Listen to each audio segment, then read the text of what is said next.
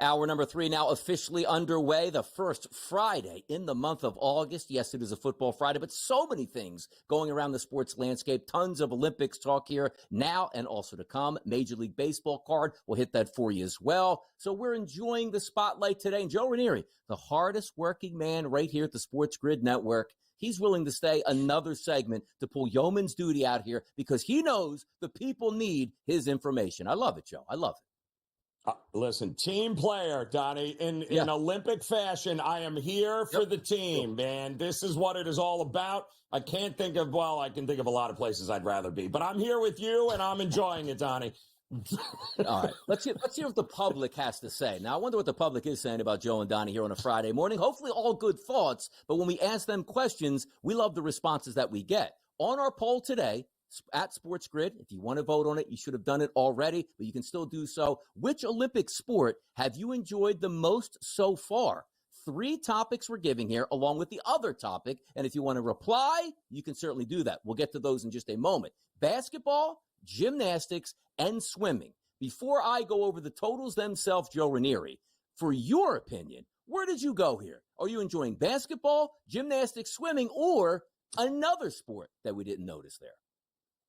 I like all of them there, but I would think I've watched more gymnastics just simply because of the storyline surrounding Simone Biles and even Suni Lee, by the way, who has, after she won gold in place of, Biles back in 2020 in the Japan Olympics, she's had to deal with about 15 months of kidney issues. She's got a kidney disease. She's had to go through 15 months of treatment, and she still managed to make it to the podium. So the stories across the board with Team USA as far as the women's gymnastics, and even the men got a medal. I even watched men's gymnastics. I couldn't believe it. I never thought they'd get the medal. I think that's been one of the best storylines for Team USA this year in the Olympics.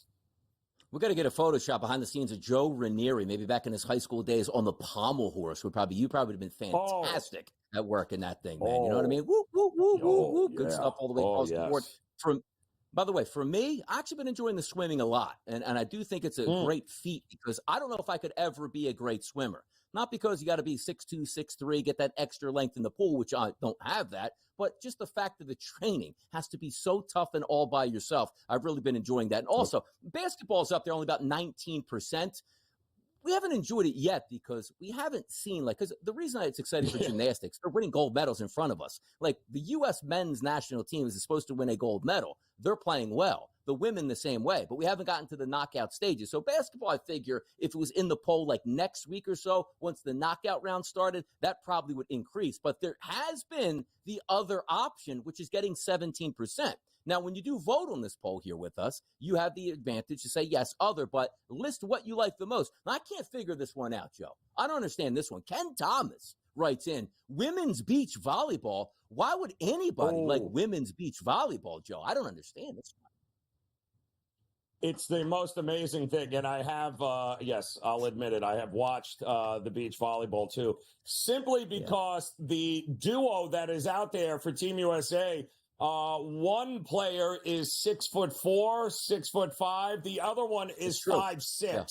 How many 5'6", 5'7" beach volleyball players have you ever met, Donnie, that are actually any good? It is unbelievable to watch these two that look like two totally opposites. You'd never expect them as a beach volleyball duo that are dominating, but that's exactly what you got going on now.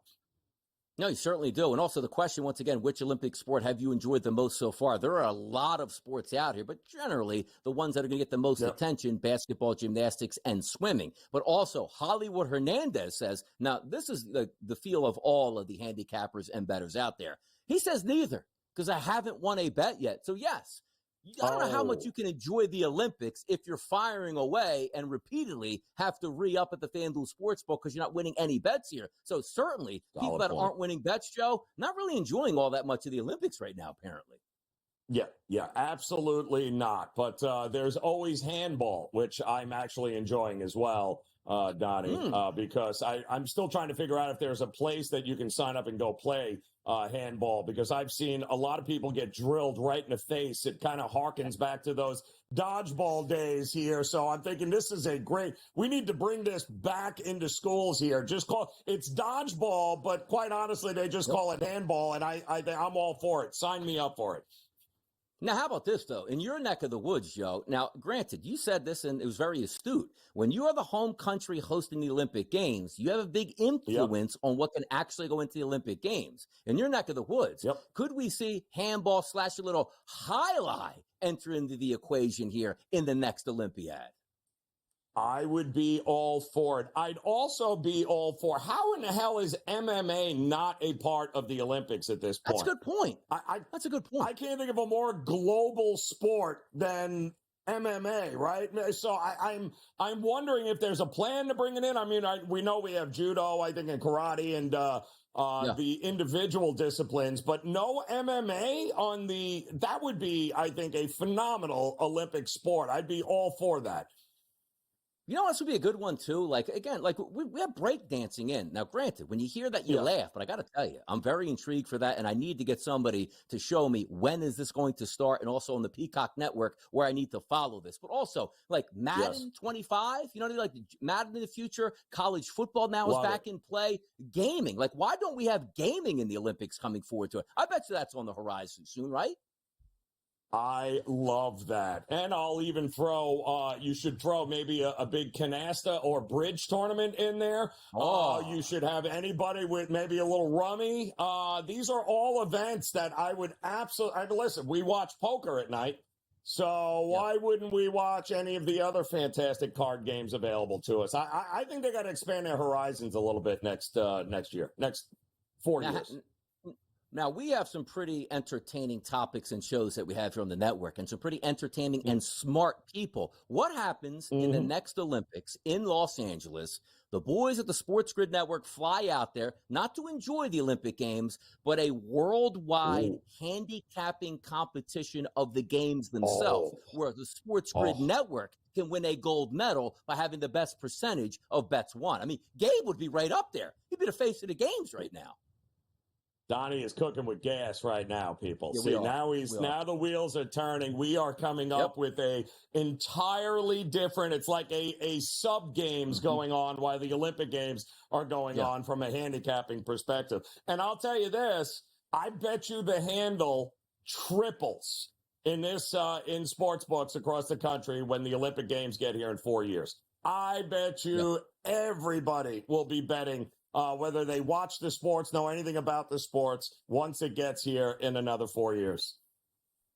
By the way, if we are looking like right now what you're enjoying in the games, and of course we like to have fun with what could take place in the next Olympics, but if we are going forward, like, because again, I am looking forward to breakdancing. I just have to get my eyes on it to see what it's all about. And quite frankly, I think if they are playing loud 1990s R&B, like as Joe Frizo points out. So we got to wait a week for this. Like loud R&B from the 90s, like Biggie Small. Like I'm in on this. Like I might watch that all the way through. But I generally love the track and field competitions, particularly in the men's 100. Like as fast as you can go, the fastest man on the planet. So I think if we ask this next week here, it's got to be track and field, and maybe a certain like thing in track and field, one of those competitions. Yes, I am I'm being told there's going to be some sort of a Taylor Swift mix-up here that's going to be leading the breakdancing. So that should be phenomenal to watch here. But, Donnie, I'm with you. Track and field, buckle up. That should be a whole lot of fun to watch over the next couple of next week or so at least. Now, that's a good transition to buckle up, because Joe Ranieri has done a great job here on the morning with us. But I got to tell you, I'm feeling good about the next couple of segments, people. So make sure you stay tuned. You want DRS? You got DRS.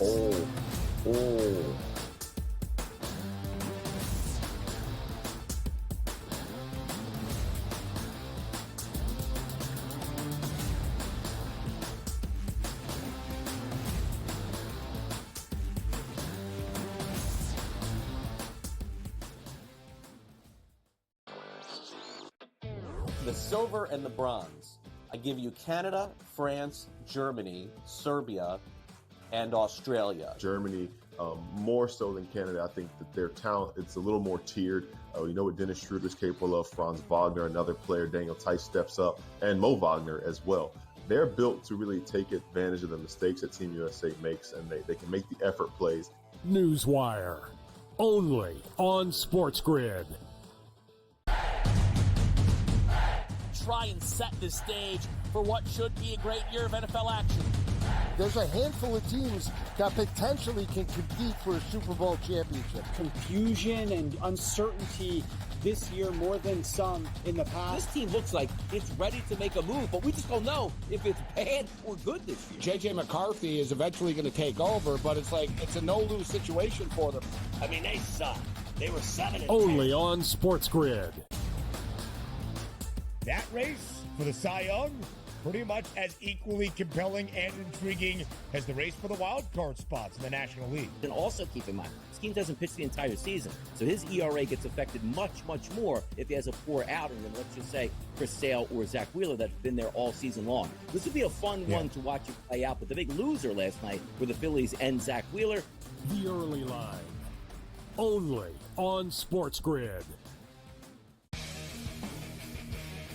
Hopefully they learned their lesson. Hey, this ain't the NBA, bro. You don't have 6 fouls, and they will check you on this stuff. And Brooks has a reputation coming into this. You can tell the refs are watching him, and they were on him all the time. This was 10, 12 years ago. Canada playing Greece with that type of lead that they had. They probably would have mentally crumbled and lost that game to Greece by 3 or 4 points in the final minute of that ball game. Sports Rage Late Night, only on SportsGrid.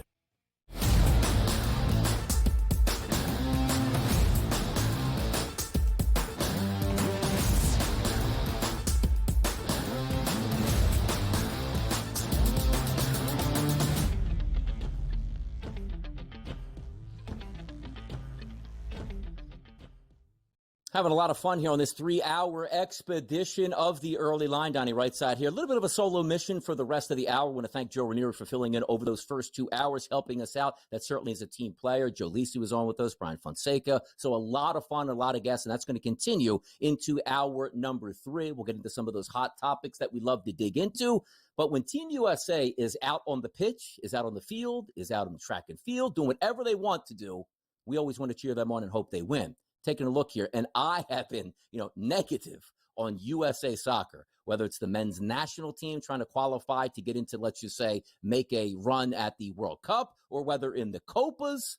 Usually it doesn't turn out in our favor. Game number 1 against France in this tournament didn't work out in our favor at all, and I was angry right away. Little did I know, and I did know a little bit, that Team France was one of the best teams in this Olympic competition, and the U.S. got crushed right off the bat. A couple wins later, they're now in the knockout stages here in quarterfinal. It's a quarterfinal play, semifinal play that's taking place right now. They're down to the Morocco team. Quarterfinal play. Thanks for clearing that up. 1-0 right now in the 50th minute. So they need to stage a comeback to see if they can pick up a victory. But I've been happy with what I've seen out of Team USA. That would be great if they could pick up yet another victory and continue to move on. But it's up to us here at the SportsGrid Network to get a primer for you guys on what you can anticipate. Now, sometimes the tough part about this is yes, we live this as our life here as on-air talent and as a network to get you ready. Most people are at work, going through the day, running errands. They don't have their eyes on the TV the entire way through. But the one thing that has been good about this Olympics being in Paris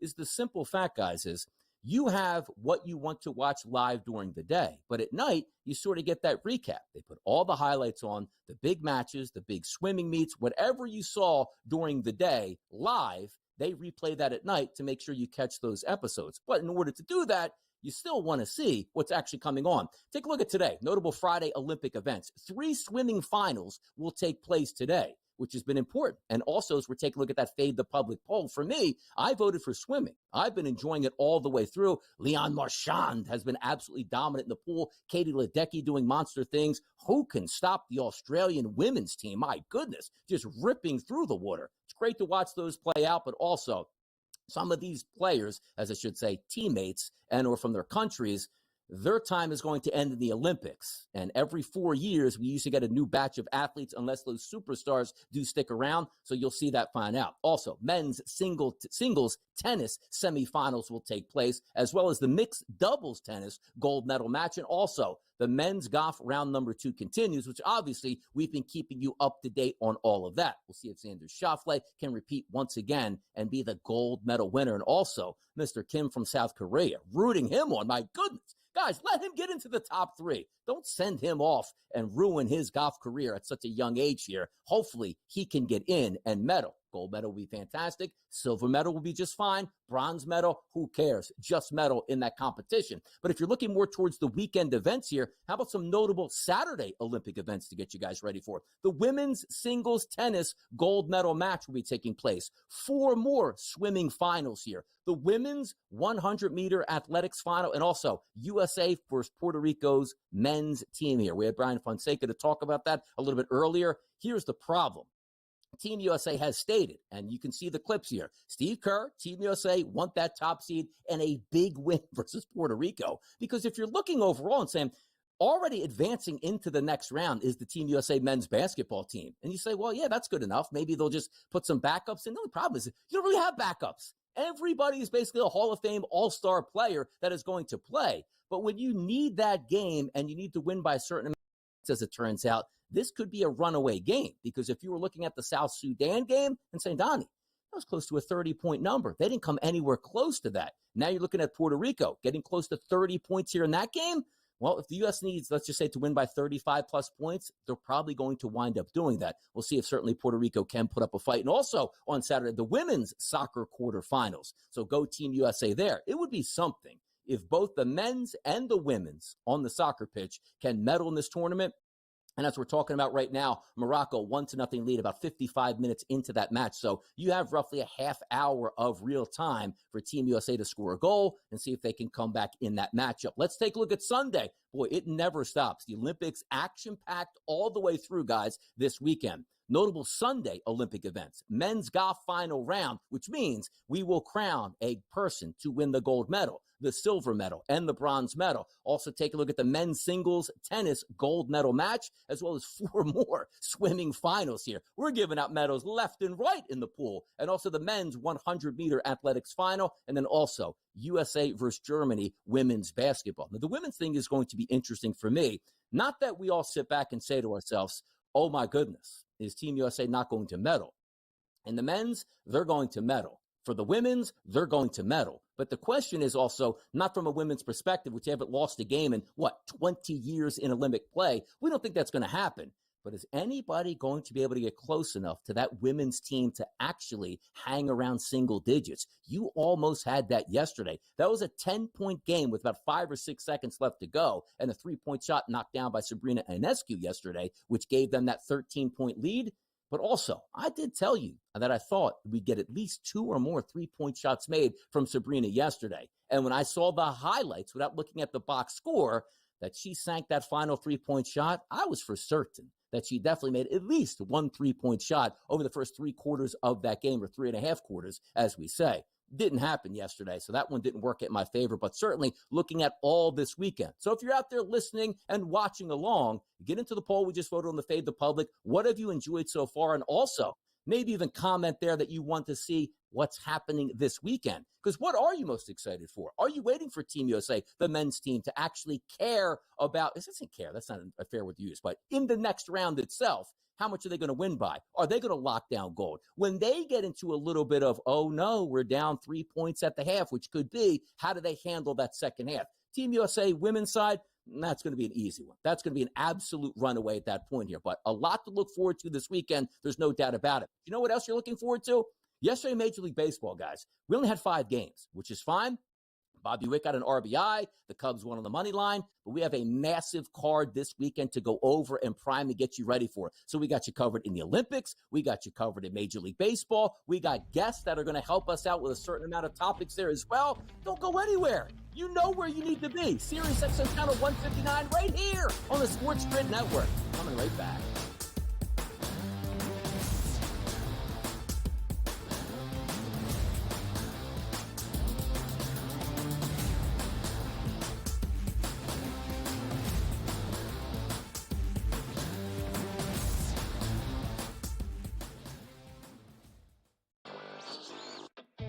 The silver and the bronze. I give you Canada, France, Germany, Serbia, and Australia. Germany, more so than Canada. I think that their talent, it's a little more tiered. You know what Dennis Schroeder's capable of. Franz Wagner, another player. Daniel Tice steps up, and Mo Wagner as well. They're built to really take advantage of the mistakes that Team USA makes, and they can make the effort plays. Newswire, only on SportsGrid. Try and set the stage for what should be a great year of NFL action. There's a handful of teams that potentially can compete for a Super Bowl championship. Confusion and uncertainty this year more than some in the past. This team looks like it's ready to make a move, but we just don't know if it's bad or good this year. J.J. McCarthy is eventually going to take over, but it's a no-lose situation for them. I mean, they suck. They were 7-10. Only on SportsGrid. That race for the Cy Young, pretty much as equally compelling and intriguing as the race for the wild card spots in the National League. And also keep in mind, Skeens doesn't pitch the entire season, so his ERA gets affected much, much more if he has a poor outing than, let's just say, Chris Sale or Zach Wheeler that's been there all season long. This would be a fun one to watch it play out, but the big loser last night were the Phillies and Zach Wheeler. The early line, only on SportsGrid.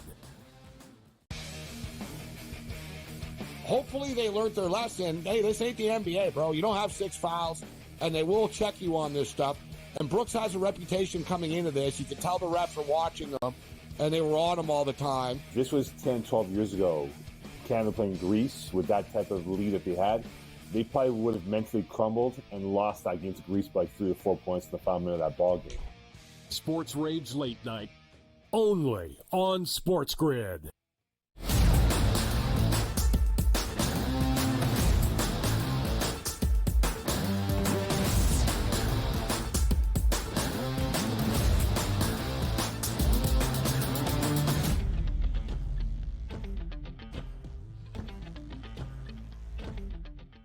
All right, right back at it. Major League Baseball, who says no? Boy, we got a big card today on a Friday, which does start in the afternoon, and it's sort of refreshing because yesterday didn't really have too much going on in the afternoon. Only 5 games on the table last night. Hopefully, you guys were profitable in those 5 games. We got a large card to get to over this hour number 3. But before we start on the individual games itself, it's fun because sometimes I like a chance to spin on what I actually look at and sort of get inside my mind here of where you can make your money and where I actually go to look for some of these numbers.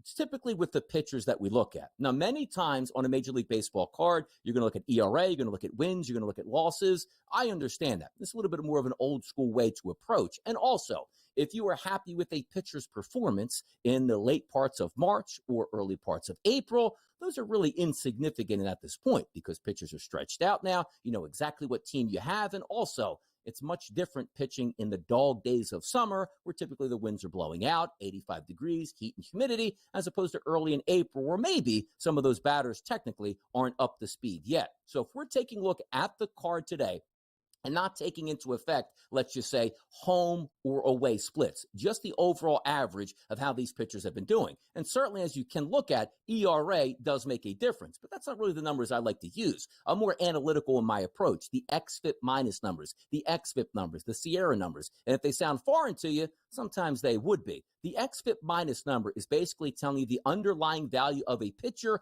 also bringing into the league and the ballpark he pitches in. So case in point here, if a pitcher for the Colorado Rockies say, boy, he stinks. He has a 5.5 ERA, but why is his XFIP minus number so much lower? Well, it takes into account. It's really not fair to that pitcher that he pitches most of his starts in Colorado when maybe another pitcher is pitching out in San Diego, Los Angeles, or in San Diego. So you get the point of that. It just helps the even of what some of these numbers we're looking at. So if we are looking to fade pitchers or back pitchers today, I always like to take a look at the last 60 days and put a minimum of 20 innings pitched on those players. So you're saying to yourself, I have a decent enough backlog here, but also I want to see probably 5, 6, 7, or 8 starts, but I don't really care what happened let's just say again in March or April. Give me the looks here throughout June and July so I can see how that pitcher is doing. And conversely with batters, I don't really care if you had a torrid hot streak back in April. I'm going to look at what you've been doing now. So case in point, Bryce Harper technically having a good year for the Philadelphia Phillies.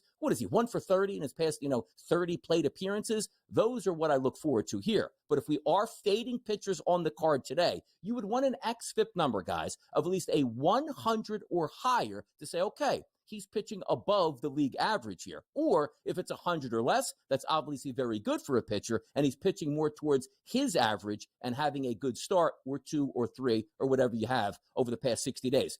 Let's take a look at the top 5 today. Pitchers that you do not want to go up against based on xFIP minus numbers. Number 1, it's Tarek Skubal. Seems like every single time he's on the mound, he's usually number 1 or at least number 2 on that pitching card. A stellar xFIP minus number of 71 and an ERA of 2.71. That Sierra number, which is a skill interactive ERA. What that means is the underlying value of the pitcher comes into it, but also they add defensive metrics. So that's how you know the defense is being played well behind and the pitcher is pitching well. Number 2 on the card, it's Yusei Kikuchi at an 81 xFIP minus. Number 3, where this guy actually struggled coming up with his Major League Baseball debut for the Atlanta Braves, Spencer Schwellenbach has been good as of late. How about an 84 xFIP minus here? Joe Ryan of the Minnesota Twins in 85. Tyler Phillips of the Philadelphia Phillies is on the mound tonight, hoping to stop that losing streak. He actually has an 85 xFIP minus number as well. And over the past 60 days in Major League Baseball, how about this? A 1.80 ERA. But those are the guys we want to avoid. But we know we love totals. We love RBI props. We love total bases props. The guys that you should have on your card today, and this is a really good card to try to hit some of those angles on a Friday night. Randy Vasquez of the Padres, a 121 xFIP minus number. Javier Assad of the Chicago Cubs, a 131 xFIP minus number. How about Marcus Stroman of the New York Yankees, a 5.28 ERA, a 131 xFIP minus number? That's a guy that you want on your card to sort of try to pick apart. 2 more players here. Andrew Abbott of the Reds, a 132 xFIP minus number, and bringing up the rear. And sometimes these guys appear every single time they take the mound. Joey Estes of the Oakland Athletics, a worst on the card, 133 xFIP minus. And how about this? His xFIP number is at a 5.50. We also have 5 guys on the card today with a 5 or higher Sierra rating number. This is a fantastic card to try to attack if you want totals and also if you want RBI props. So make sure you stay tuned right here on the SportsGrid Network, because a little bit later in the show, we're going to preview some of these games and some of those angles that you can absolutely attack. But Bill Bender is here from the Sporting News to help us out with some Olympic action right here on a Friday. We'll be right back.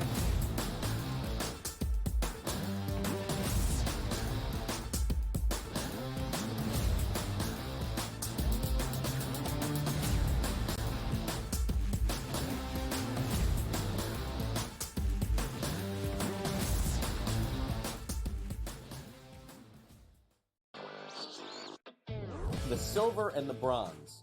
I give you Canada, France, Germany, Serbia, and Australia. Germany, more so than Canada. I think that their talent, it's a little more tiered. You know what Dennis Schroeder's capable of. Franz Wagner, another player. Daniel Tice steps up, and Mo Wagner as well.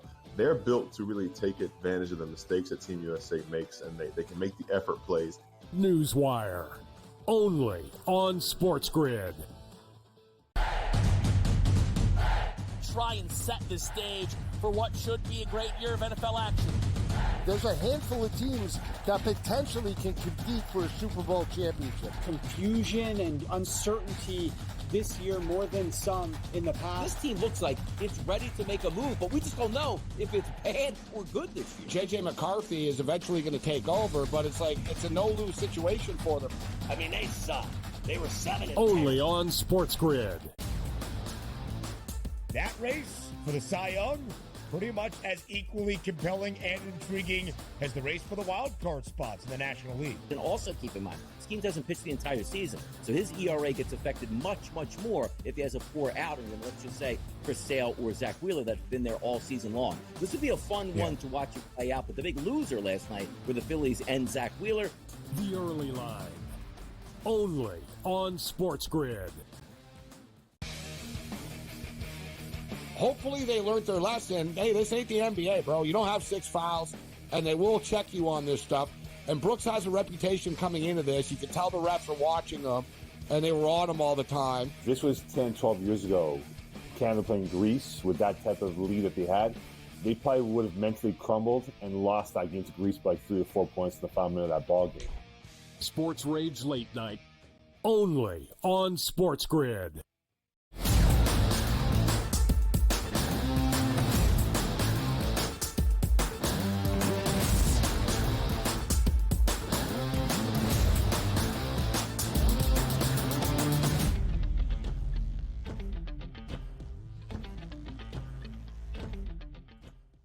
It's been a lot of fun this morning on the early line, a lot of great guests, and maybe none greater than the gentleman we're going to bring on right now. It's Bill Bender of the Sporting News, because I need help.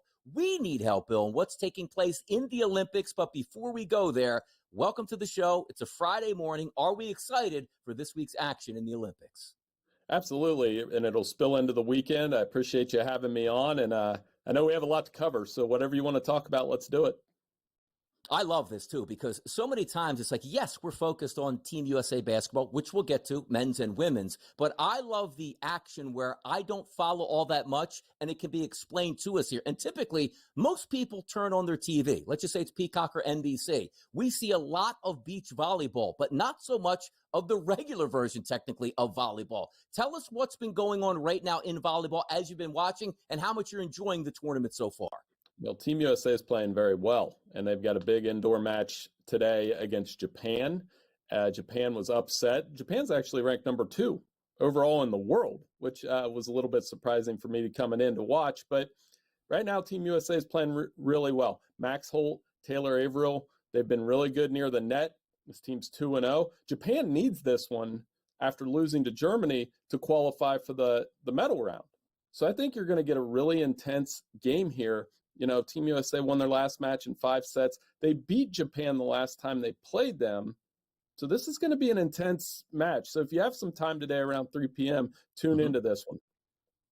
If we are watching, and from an odds perspective here at the FanDuel Sportsbook, Team USA a minus 192 favorite here to win that match. Japan as a dog side is a plus 150. Now, for people like myself not too familiar with the actual game itself, who you should be watching out for on Team USA? Who are the stars and who are the go-to guys that we can watch today?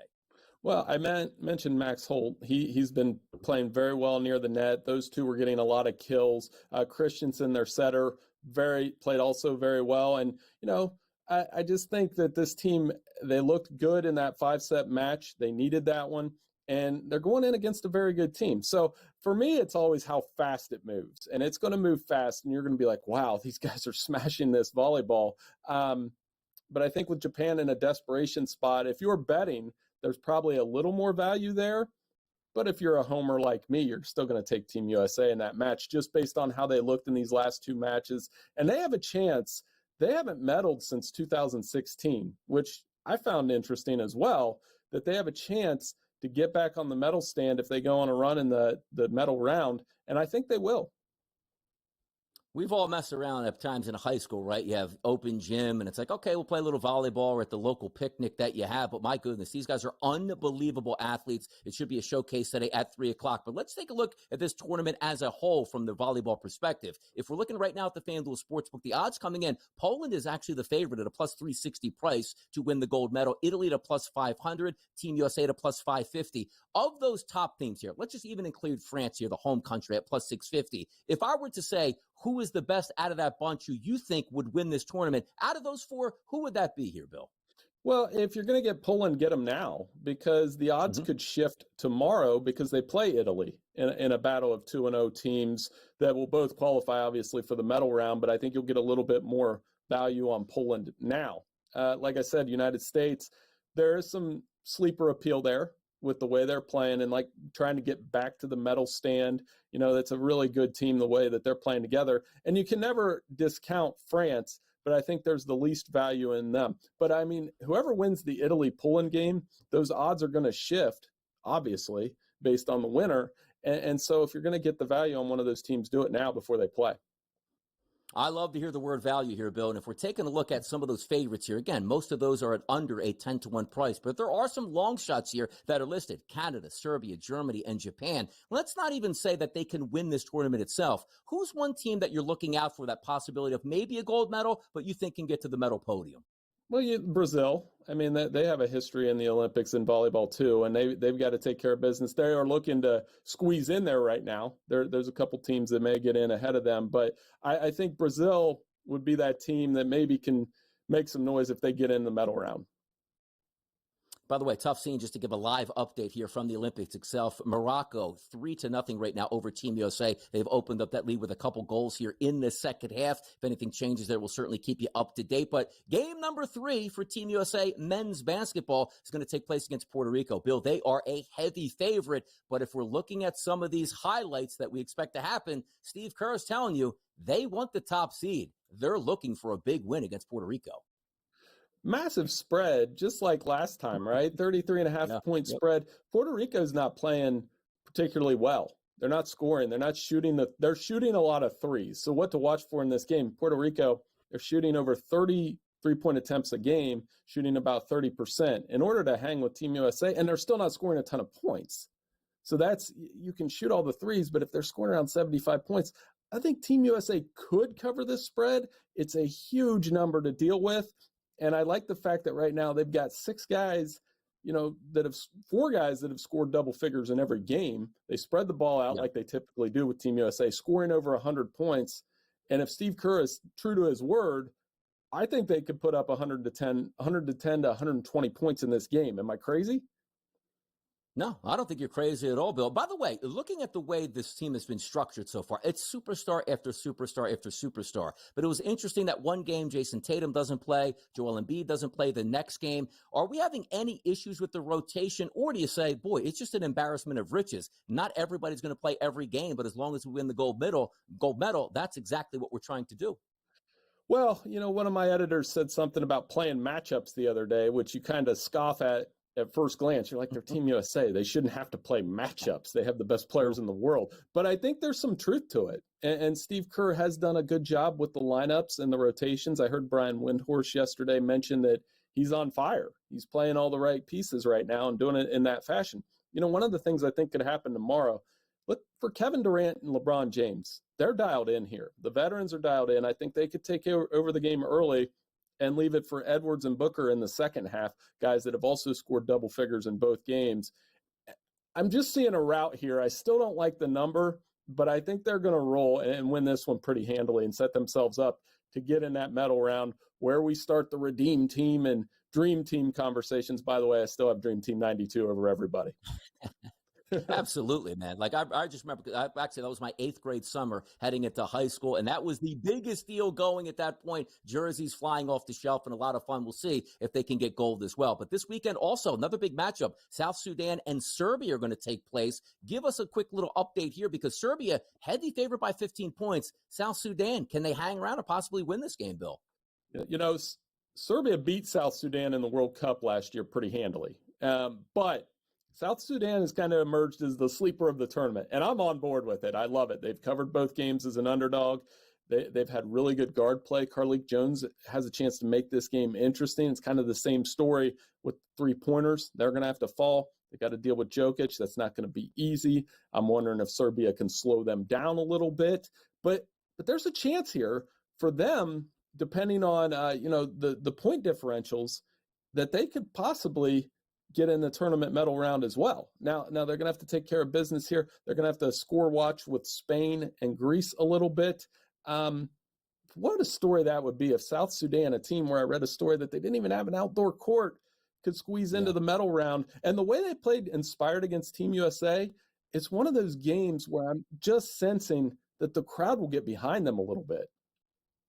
No doubt about it. By the way, the Olympics have been going on. They'll continue to go on for at least another week here. What are you looking forward to most here quickly in the rest of this Olympic Games? Oh, the rest of the basketball will be fun. I'll watch volleyball. Yeah. And then I'm a track and field guy. I know we didn't get much into that, but I always enjoy the track and field, and especially the sprints. No, it's always fantastic stuff. And yes, the bread and butter for Team USA, track and field, going to be so much fun to watch here. Bill Bender of the Sporting News, thank you so much for your time on this Friday morning. Hey, no problem. Thanks for having me on. Fantastic stuff all the way through. Sporting News has been fantastic with us this week, bringing the heat, knowledge to get you ready for this weekend's Olympic coverage. Bill did fantastic with us. Thanks again to him. More Major League Baseball talk coming up next right here on the Early Line.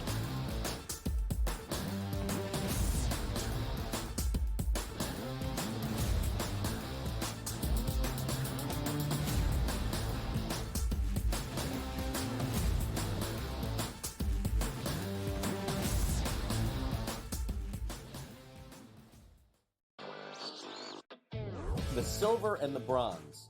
I give you Canada, France, Germany, Serbia, and Australia. Germany, more so than Canada, I think that their talent, it's a little more tiered. You know what Dennis Schroeder's capable of, Franz Wagner, another player, Daniel Tice steps up, and Mo Wagner as well. They're built to really take advantage of the mistakes that Team USA makes, and they can make the effort plays. Newswire, only on SportsGrid. Try and set the stage for what should be a great year of NFL action. There's a handful of teams that potentially can compete for a Super Bowl championship. Confusion and uncertainty this year more than some in the past. This team looks like it's ready to make a move, but we just don't know if it's bad or good this year. J.J. McCarthy is eventually going to take over, but it's a no-lose situation for them. I mean, they suck. They were 7-10. Only on SportsGrid. That race for the Cy Young, pretty much as equally compelling and intriguing as the race for the wild card spots in the National League. And also keep in mind, this team doesn't pitch the entire season, so his ERA gets affected much, much more if he has a poor outing than, let's just say, Chris Sale or Zach Wheeler that's been there all season long. This would be a fun one to watch it play out, but the big loser last night were the Phillies and Zach Wheeler. The Early Line, only on SportsGrid. Hopefully they learned their lesson. Hey, this ain't the NBA, bro. You don't have 6 fouls, and they will check you on this stuff. And Brooks has a reputation coming into this. You can tell the refs are watching them, and they were on him all the time. This was 10, 12 years ago. Canada playing Greece with that type of lead that they had. They probably would have mentally crumbled and lost that against Greece by 3 or 4 points in the final minute of that ball game. Sports Rage Late Night, only on SportsGrid.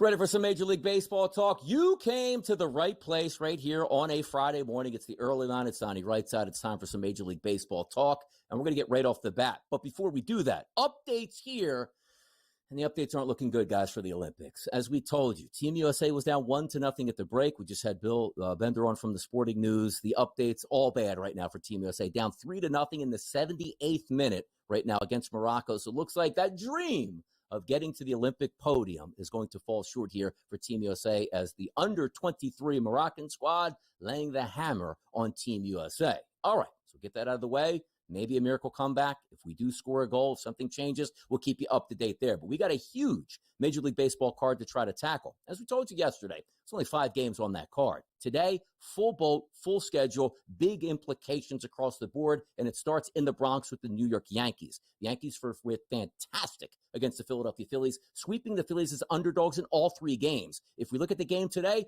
they're not an underdog. But there is a catch to this one at a -178 price here for the Yanks and a total that's listed at 9. I just told you in the last couple segments when we were looking at pitchers that you possibly would want to fade on your card, none coming up bigger than Marcus Stroman.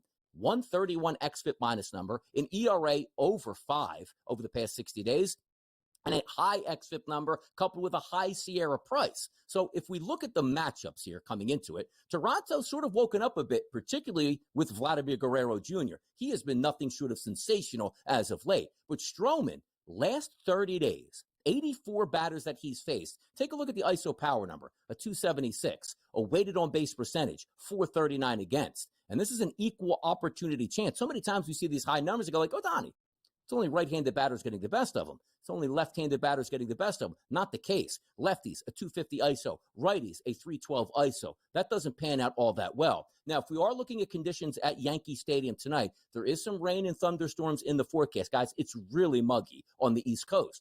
81-degree temperatures. And if we do get some rain, that could affect the starters because, again, if it's raining in the second or third inning, maybe those starters don't come out. But we can't handicap that way as opposed to what the rain is going to do. But we can look at the lineups and pick some players that certainly make some sense. George Springer, 78 at-bats against right-handed pitching over the past 30 days, a 264 ISO power number, and a weighted on-base percentage of 377. That's a good look on the card for a possible RBI chance. None better, probably, in this game than Vladimir Guerrero Jr. 86 at-bats against right-handed pitching over the past month, a 308 ISO, and a weighted on-base percentage of 430. A little bit farther down there, Barger's got a 350 ISO, but only 21 at-bats. So if I'm looking to cash in from a Toronto perspective, if it's from a total bases look, if it's from an RBI look, if it's from a home run look, it's going to be Springer and Guerrero. Flip it over to the other side here. Let's take a look at Kevin Gausman on the mound today. And I'm going to take a look at where his numbers actually sit. He's 16th on the card out of 26 eligible pitchers over the past 60 days with at least 20 innings pitched.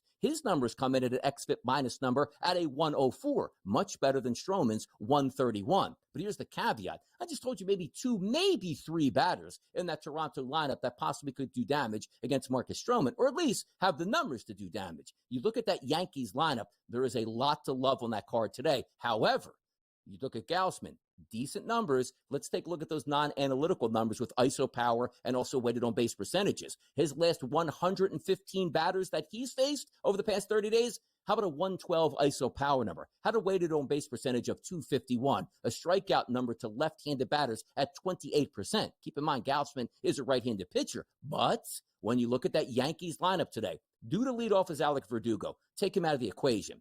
Take a look at the next 3 guys. Juan Soto, Aaron Judge, and Austin Wells. 76 plate appearances, 80 plate appearances, and 67 plate appearances. But if we're looking at who's going to do the most damage, you might as well flip a coin, which is crazy to say. Soto, 76 at-bats, a 424 ISO power number, and a weighted on-base percentage of 517. That's off the charts. Off the charts. Take a look at Aaron Judge. 80 at-bats over the past 30 days against right-handed pitching. A 308 ISO power number and a weighted on-base percentage of 475. Austin Wells, catching, batting lefty, a 327 ISO and a weighted on-base percentage of 399. And it doesn't stop there. You know who's been the man of the hour right now for the New York Yankees? That's been Jazz Chisholm. His last 72 at-bats against right-handed pitching, quite frankly, were just in Philadelphia, felt like he had 72 at-bats. A 302 ISO and a weighted on-base percentage of 402. And also Ben Rice down in that 8-hole, a 328 ISO power number. There's a lot of numbers to look forward to. So when you see that high price on the New York Yankees, there is a little bit of a buyer beware, because if you're expecting Gausman to be decent and Stroman to be not as good as Gausman, they'll be in that matchup. Do I love the side per se? No, I don't. But I actually think there's more of a chance for runs in this game than not, because the Yankees are coming in absolutely red hot at the plate, and Gausman not home. He is on the road in a true hitter's ballpark. And again, these heat, muggy conditions, that's certainly something to keep an eye on here. Let's keep moving down the list as we go. Next up is going to be Baltimore and Cleveland. Now, this price, it's basically a pick 'em. Minus 122 price here towards the Baltimore Orioles, a plus 104 price split here for the Guardians, and a total that's listed at 9. Kramer's going to be on the mound against Carlos Carrasco. Carrasco, one of my favorite pitchers to sort of fade. If we're looking at his numbers over the past 60 days, this is where it comes in, where it messes with your brain just a little bit. If we look at Carrasco and say, Donnie, what's his xFIP minus number? It's an 87. That's really good. How about his ERA, guys? A 6.16. How about a Sierra number, 3.74? They're all manageable outside that ERA. So you might be saying he's getting just a little bit unlucky. But then when you get to the team he's playing, which is the Baltimore Orioles, and how they hit against right-handed pitching, sometimes this is going to mess with you a little bit. And also, Carlos Carrasco, over the past 30 days, take a look at this.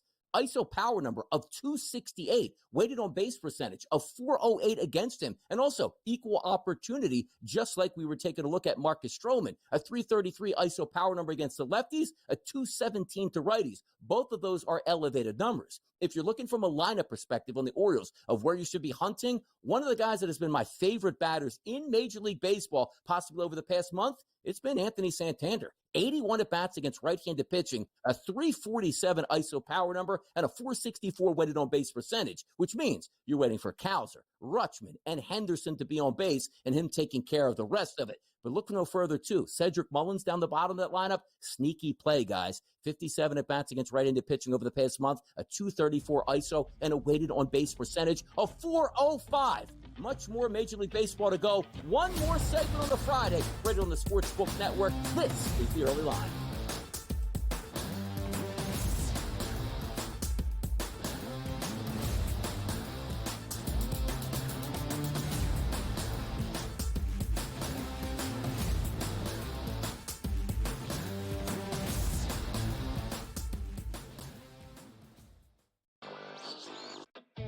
The silver and the bronze. I give you Canada, France, Germany, Serbia, and Australia. Germany, more so than Canada. I think that their talent, it's a little more tiered. You know what Dennis Schroeder's capable of. Franz Wagner, another player. Daniel Tice steps up. And Mo Wagner as well. They're built to really take advantage of the mistakes that Team USA makes, and they can make the effort plays. Newswire, only on SportsGrid. Try and set the stage for what should be a great year of NFL action. There's a handful of teams that potentially can compete for a Super Bowl championship. Confusion and uncertainty this year more than some in the past. This team looks like it's ready to make a move, but we just don't know if it's bad or good this year. J.J. McCarthy is eventually going to take over, but it's a no-lose situation for them. I mean, they suck. They were 7-10. Only on SportsGrid. That race for the Cy Young, pretty much as equally compelling and intriguing as the race for the wild card spots in the National League. And also keep in mind, this team doesn't pitch the entire season, so his ERA gets affected much, much more if he has a poor outing than, let's just say, Chris Sale or Zach Wheeler that's been there all season long. This would be a fun one to watch it play out, but the big loser last night were the Phillies and Zach Wheeler. The Early Line, only on SportsGrid. Hopefully they learned their lesson. Hey, this ain't the NBA, bro. You don't have 6 fouls, and they will check you on this stuff. And Brooks has a reputation coming into this. You can tell the refs are watching them, and they were on him all the time. This was 10, 12 years ago. Canada playing Greece with that type of lead that they had. They probably would have mentally crumbled and lost that game to Greece by 3 or 4 points in the final minute of that ball game. Sports Rage Late Night, only on SportsGrid.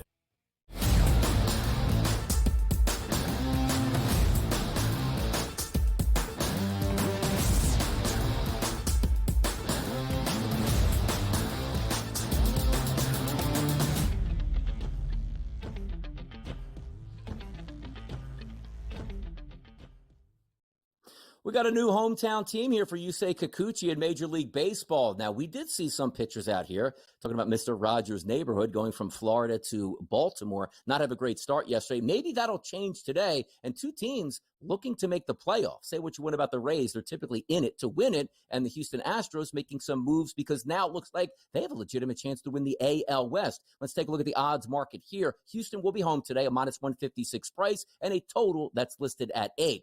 Baz will be on the mound here today for those Rays, and Yusei Kikuchi in the first start for the Houston Astros. Now, when we were going over those numbers on XFIP minus, you might look or hear that name, Yusei Kikuchi, and say, like, that's just a run-of-the-mill pitcher in Major League Baseball. Now, also, here's what's crazy about his statistics. His XFIP minus numbers, guys, is an 81. That's second on the card today. That is sensational.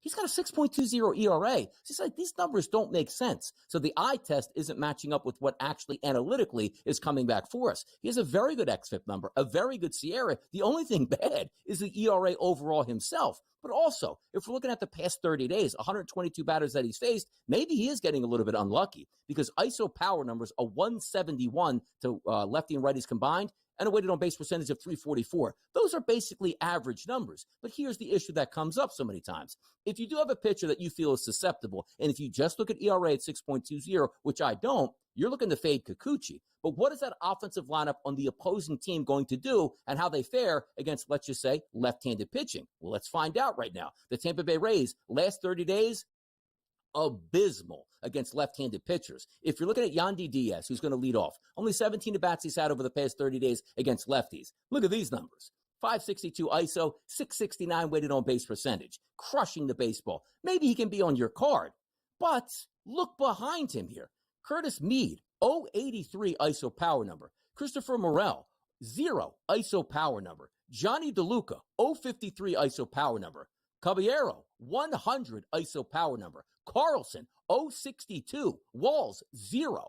There's not much help that you're getting in this lineup. So if you say, even though we're going to stack every single one of these batters from the right-hand side, I don't know how much they're going to be able to produce. And also keep in mind, Houston's a great hitter's ballpark, but you still need the batters to sort of take care of that and have the advantage in their favor. They don't have that. Let's take a look at Shane Baz on the opposite side. I don't know if he has a full 60 days that we can get in with a minimum of 20 innings, and we don't have that. But if we're looking at his last 85 batters that he did face, ISO power number against is a 118. That's not bad. Weighted on base percentage, 314. That's not bad. But where he gets himself into trouble is left-handed batters, guys. A 205 ISO against and a 385 weighted on base percentage. So if we're looking at the lineup to say, where's my guy? Usually it's going to be Jordan Alvarez. But at this point right now, 50 at-bats he's had against right-handed pitching over the past month as a left-handed batter, he's only got a 119 ISO power number. That's well below the average. He does have an average weighted on base percentage, but to be honest, I look at this game overall myself and say it probably leans more towards the under than it does an over, just because of that matchup from Kikuchi, the left-handed pitcher, pitching over to the Rays at that point. All right, let's skip down a couple here and have some fun, because you know me.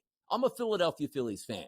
The Phillies haven't played all that well, which means they better start winning some baseball games, and they are taking on the Seattle Mariners tonight. If you take a look at the graphic that's going to pop up here, a minus 116 price as a slight money line favorite to the home team, Seattle Mariners, taking on the Phillies at a minus 102 dog. An 8 total run here. And again, that total, look at the ballpark they're playing in, and that Phillies offense that needs to show up. Phillips will be on the mound for the Philadelphia Phillies. I told you, he's had a very good past 60 days. You take a look at his matchup, a 161 ISO power number, a 248 weighted on base percentage against, combined with lefties and righties. It's not a great lineup for the Seattle Mariners, but this Mariners lineup actually looks much better on paper than it did just a few weeks ago. You add Randy Arozarena, you add Justin Turner to that lineup, and you take a look at some of those ISO power numbers that are back into those average range. Because typically, we were looking at the Mariners and saying, I can't take anybody in this lineup at this point. But it's up to the Philadelphia batters, and it's up to the superstar batters here to show up. That's Bryce Harper. That's Kyle Schwarber. That's Alec Boehm. That's Nick Castellanos, because they haven't been hot together in a long time. It's basically been everybody's been ice cold. But they're going to take on Brian Wu tonight, who is susceptible to left-handed batters. And we'll see if guys like Bryce Harper and Kyle Schwarber can make a difference tonight. I would love to sit back and say the Philadelphia Phillies are going to win this game easily. I just don't know if that's the case. They just haven't gotten it together. But a huge Major League Baseball card. By the way, I'm going to be on Moneyline coming up next to continue all this great baseball talk. But what a fun 3 hours. This was a Friday that we got you ready for everything you need to know that's going to take place this weekend, from baseball to the Olympics to everything else. Ton of great guests. Joe Ranieri was a co-host. Thanks to him a lot for helping us out. We will see you Monday for another edition of The Early Line.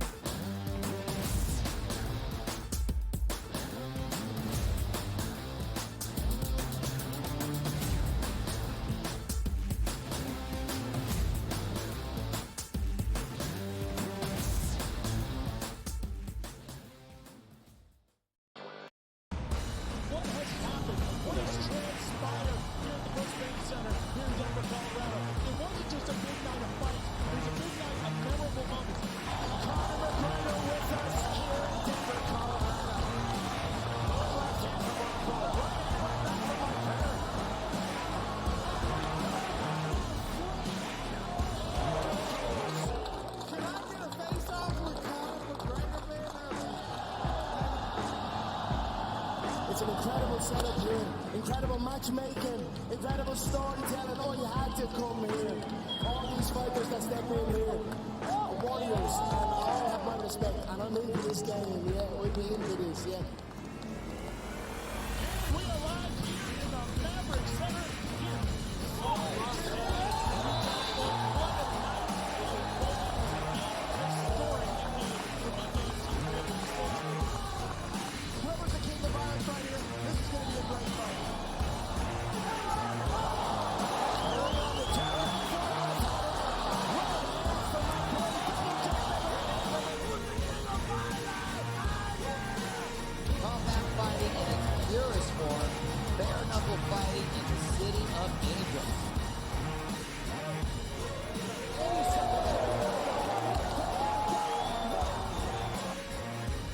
We've got the biggest announcement in the BKFC history we're about to make, so let's make that announcement. What's up, Knucklemania? The notorious Conor McGregor here. Ladies and gentlemen, the huge announcement that I have for you today. Conor McGregor, myself, and McGregor Sports and Entertainment is now an owner of Bare Knuckle Fighting Championship. Welcome to the big leagues. David Feldman, baby, we did it. He's now an owner of BKFC with us, and we're going to take this motherfucking thing all the way to the top.